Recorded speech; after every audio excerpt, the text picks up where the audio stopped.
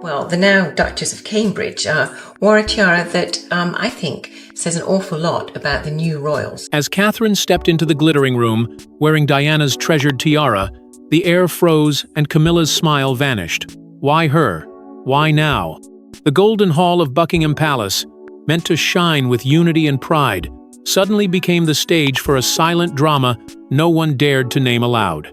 The grand banquet, planned for weeks as a celebration of tradition and family, was now defined by a single, quiet storm that moved among the guests unnoticed by some but impossible to ignore for others. Catherine glided forward with grace, her head held high, and upon it the lover's knot tiara shimmered fiercely under the chandeliers. The diamonds and pearls caught every flash of light and every pair of eyes in the room, pulling all attention to her. The chatter softened, and even the clinking of crystal seemed to pause, as if the walls themselves remembered this crown on another beloved head decades before. The air grew heavier, whispers curling through the room like smoke. "She looks just like Diana." Each word hung in the air, unspoken but understood, the ghosts of the past alive in the present. Across the room, Camilla stood stiffly beside the king. At first glance she appeared poised, her lips pressed into a polite smile, but her eyes betrayed her. They locked on Catherine, then quickly flicked away, and in that fleeting second, something in her faltered. This was supposed to be her evening too, her reward for years of patience, of waiting quietly in the shadows while others took the spotlight. But now the spotlight had found Catherine, and Camilla's smile could no longer disguise what she felt. The tension, though unspoken, grew impossible to ignore. Guests tried to keep their conversations light, but their eyes kept drifting to the two women, one who wore the crown of tradition and duty, and the other who wore something invisible but more powerful, the affection and memory of the people. The banquet's harmony cracked beneath the weight of this rivalry, and as the night went on, it became clear that the heirloom on Catherine's head carried a story far heavier than anyone present could deny. Somewhere in the back of the room, a guest whispered words that summed up the moment perfectly. Why her? Why now? And yet no one dared to answer.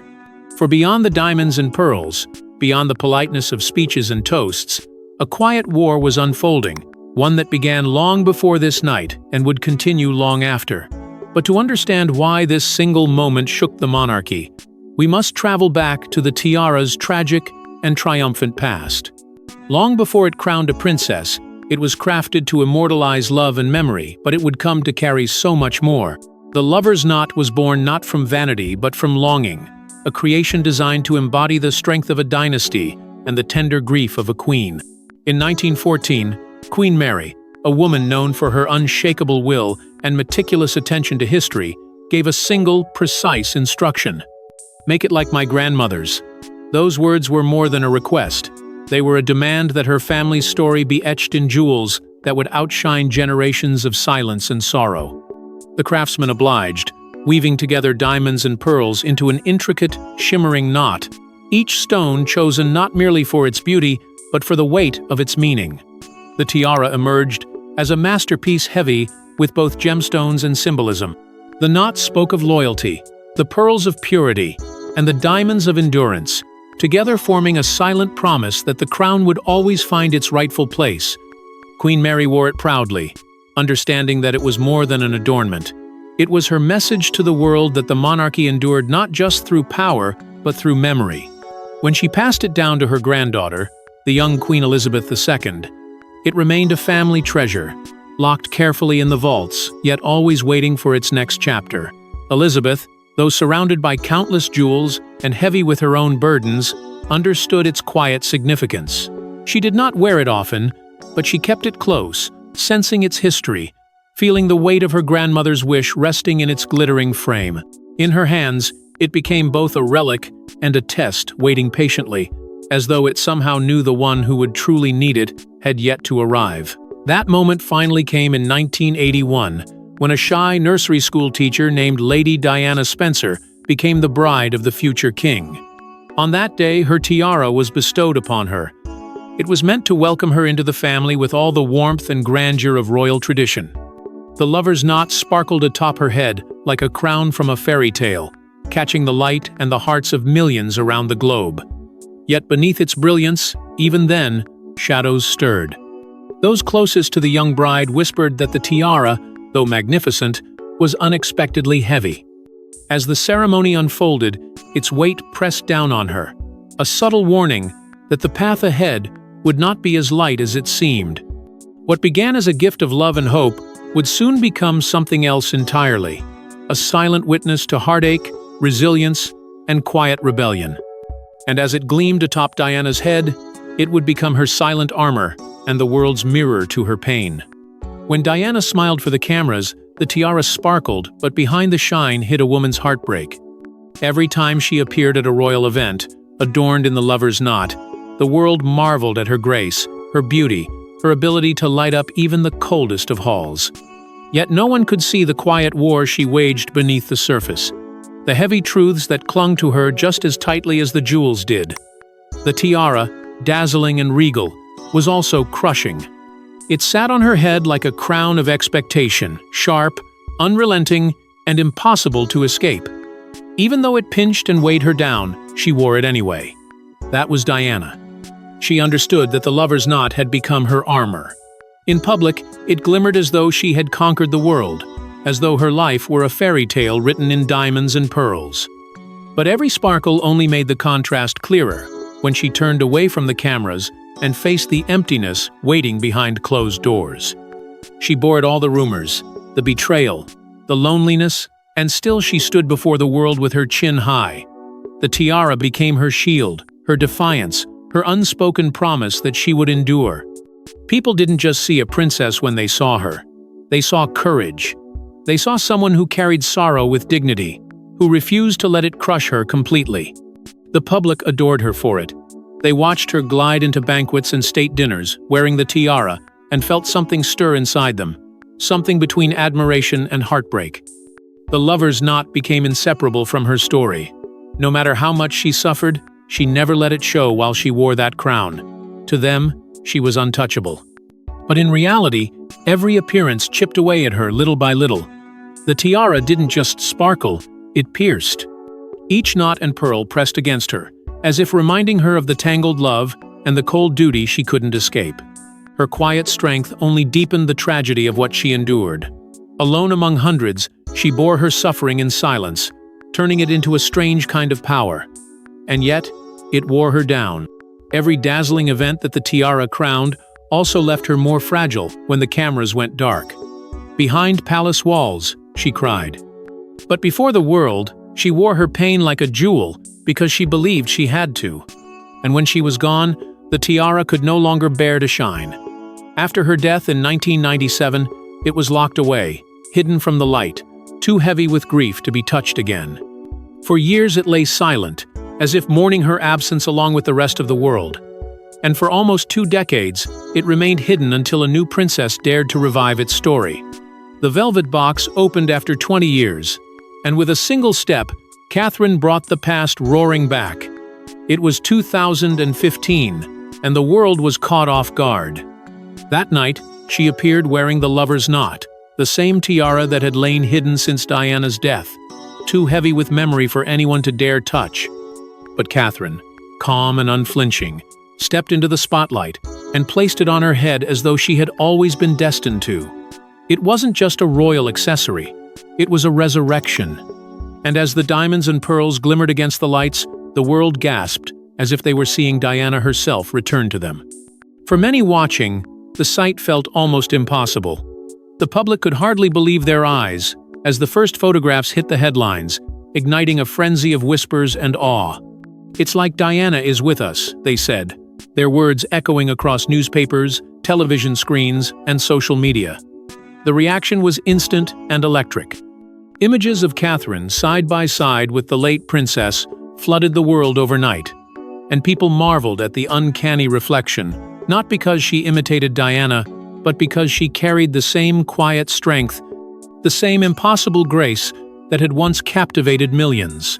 It wasn't just nostalgia that they felt, it was something deeper, a connection that stretched across decades, as if the tiara itself had carried the spirit of its former wearer and was now passing it on.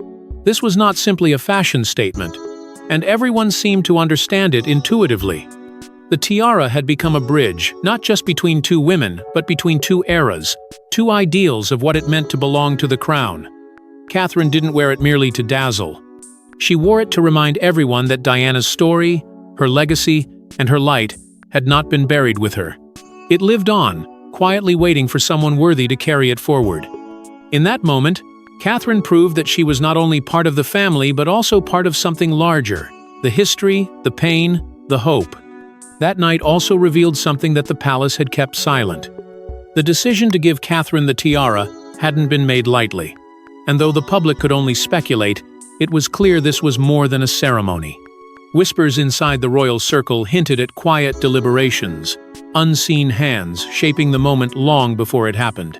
Some believed Queen Elizabeth herself had chosen Catherine for this honor, as a sign that she was more than a duchess. She was a future queen in waiting.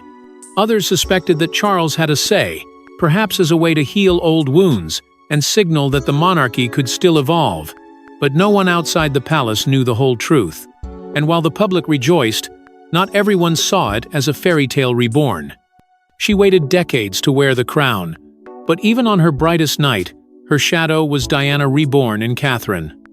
For years, Camilla endured the sharp sting of public scorn, surviving whispers, judgment, and an unrelenting wave of comparisons to the woman she could never replace.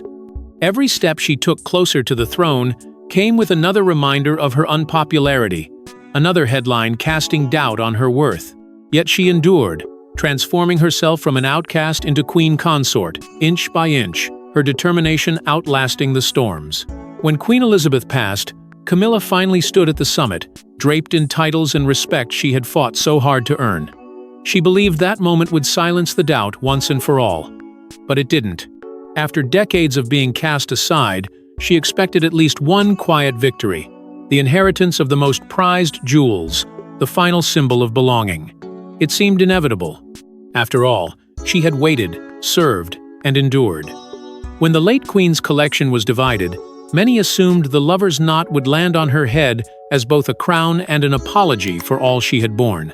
But instead, it was handed to Catherine, and that decision cut deeper than anyone outside the palace could imagine.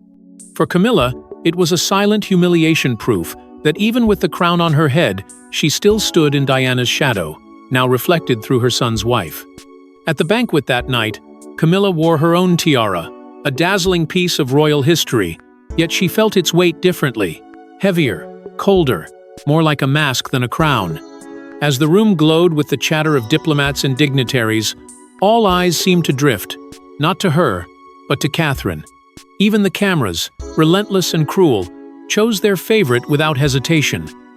And Camilla felt the way the room leaned toward the young princess, as though Diana herself had walked in. It was the whispers that stung the most. Guests murmured their awe. Journalists scribbled furiously. And when the photographs spread across the world in seconds, social media crowned Catherine as the new people's princess, echoing the title that had once belonged solely to Diana. In contrast, Camilla faded into the background yet again, her years of survival erased in an instant. Even her carefully chosen jewels couldn't outshine the story written on Catherine's head, the quiet triumph of memory over position. But the question on everyone's lips was clear: why Kate, and not the Queen herself? Behind palace walls, a quiet choice carried the weight of history, and it didn't favor the Queen. The distribution of royal heirlooms had always been more than ceremony. It was an intimate declaration of trust, allegiance, and vision. When the time came to divide Queen Elizabeth's personal collection, the decision was hers alone. Each jewel, every tiara, every brooch was steeped in meaning, carrying not just diamonds but stories, and she understood the significance of where each one would land. Tradition dictated that once a tiara was assigned, it was forever bound to its recipient. There were no takebacks, no renegotiations, no second chances. The choice was final, and it was irrevocable. In private, those closest to the Queen claimed she made the most consequential decision with a steady hand.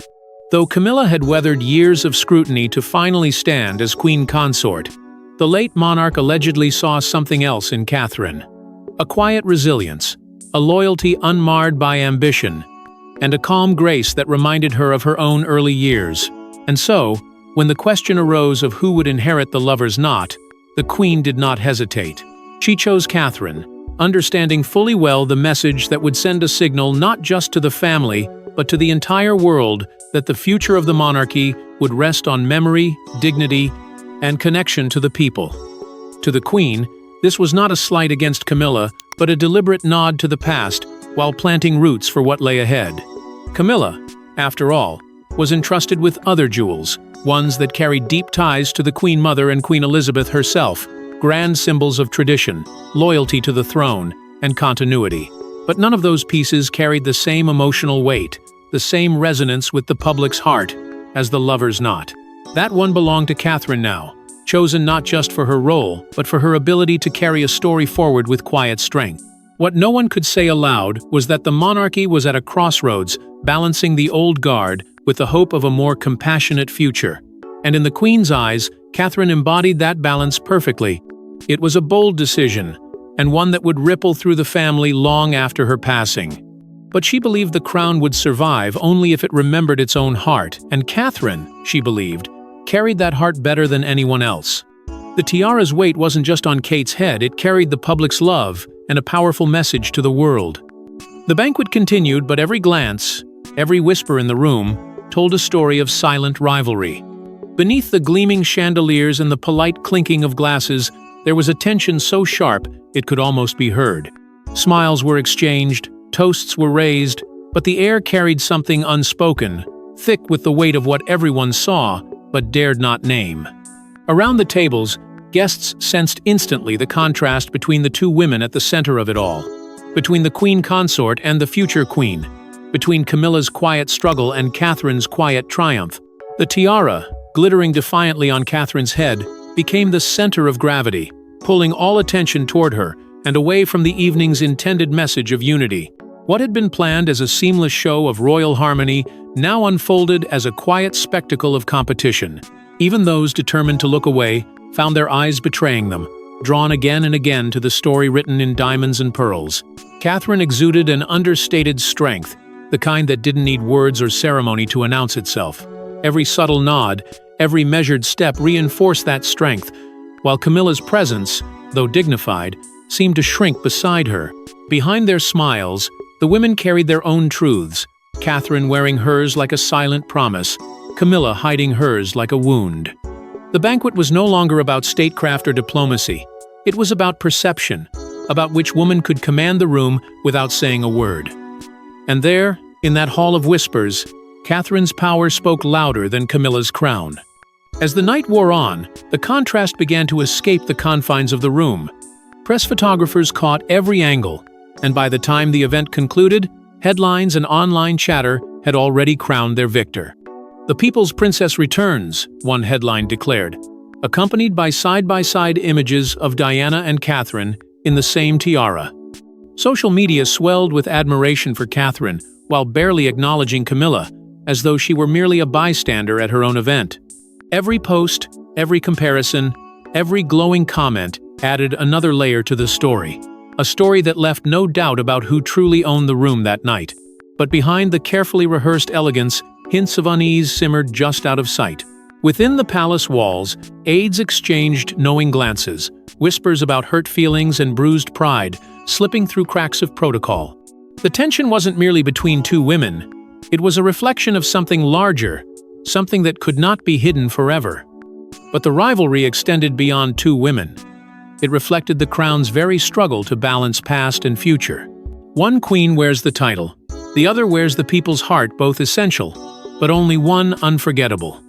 In the delicate theater of monarchy, Camilla and Catherine have come to represent two distinct forces, two paths converging at a single crown, yet pulling in opposite directions.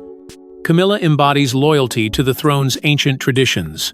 Her presence, a reflection of the Queen Mother's quiet endurance.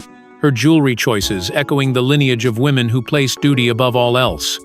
In her, the old world lives on, dignified, restrained, steadfast. But then there is Catherine. She evokes something far less scripted, far more dangerous to ignore. Every glance, every quiet smile, every time the lover's knot rests on her head, she summons Diana's memory not as an imitation but as a continuation. In her, the people see a monarchy they can touch, a story they can believe in, and a queen who walks not above them but among them. Where Camilla represents the fortress of history, Catherine opens a window to something more human, more relatable. Both women are essential to the survival of the crown, yet their roles could not be more different. One carries the weight of duty's silence, the other carries the whispers of the crowd. One protects the past, the other dares to shape the future. They stand side by side, but between them lies an invisible line: tradition on one end, emotion on the other, and every choice they make, even down to the jewels they wear, becomes a declaration of which side they stand on. Camilla's tiaras, rich with ties to Queen Elizabeth and the Queen Mother, speak of loyalty, hierarchy, and the unbending rituals of the palace. Catherine's lover's knot, by contrast, speaks a different language, one of memory, resilience, and the promise of change. In those pearls and diamonds lies not just a crown, but a story that the public refuses to let die. That is why the tiara has become more than a beautiful artifact. It is a mirror reflecting the monarchy's struggle to evolve, to stay relevant, to choose between preserving what was and embracing what could be. As they move through rooms together, each wearing her chosen symbols, the monarchy itself seems to hang in the balance. Every photograph becomes a question. Every public appearance becomes a comparison. And in this quiet battle between past and present, between loyalty and love, the crown shines with both women's light, but it lingers a little longer on the one who carries the people's heart. As the crown moves forward, the question remains, who truly carries its legacy? The diamonds sparkle still, but it is not their brilliance that captivates. It is the story they tell. When Catherine wears the lover's knot, she carries more than a tiara on her head. She carries the echoes of a princess gone too soon, the silent blessing of a queen who trusted her, and the gaze of millions who see in her a reflection of what the monarchy could become. That single heirloom connects past, present, and future, binding them in a way no title, no speech, no ceremony ever could. With every appearance, she reminds the world that history is not something to be buried but something to build upon. The public has embraced her not merely as a dutiful royal but as something more profound, the face of a kinder, more emotional royalty, one that listens and feels rather than simply reigns. In her calm composure and quiet courage, they recognize someone who understands the power of memory, who honors the past without being consumed by it. Catherine has become a bridge between two worlds, an emblem of resilience, who stands in Diana's shadow, yet casts her own light. In her, they see not just a princess, but a promise that the monarchy can still belong to them. Camilla continues to serve beside the king with measured dignity, fulfilling her obligations and honoring her role. But she walks a different path, one defined by duty rather than devotion, by respect rather than love. Despite her hard-won place in the family, the public affection that flows so easily toward Catherine has always eluded her. The quiet applause she earns is real, but it is faint compared to the thunder reserved for Catherine's grace. Even now, Camilla's presence remains a testament to survival, but Catherine's presence feels like destiny. For those who understand the language of crowns and jewels, it is clear that the lover's knot has come to symbolize more than just power. Its diamonds and pearls speak of something deeper. The people's faith in who they believe truly carries the spirit of the crown. The tiara reflects not simply who wears it, but who deserves to. And in Catherine's hands, it is not just an heirloom but a torch, lighting the way for a monarchy that is no longer content to stand aloof. Catherine's quiet grace suggests she is already shaping the monarchy's next chapter, crafting a narrative where tradition and compassion walk hand in hand. The tiara glistens on her head, but the real brilliance lies in her ability to wear it without arrogance, to turn its heavy history into something hopeful. She wears it for herself, but she also wears it for Diana, for the Queen, for the people, and for the future yet to come. Behind every tiara, there is a choice. And when Kate wore Diana's most treasured heirloom, she carried with her not just the weight of history, but the hopes of tomorrow. Thanks for watching. Don't forget to like and subscribe, and we will see you in the next one.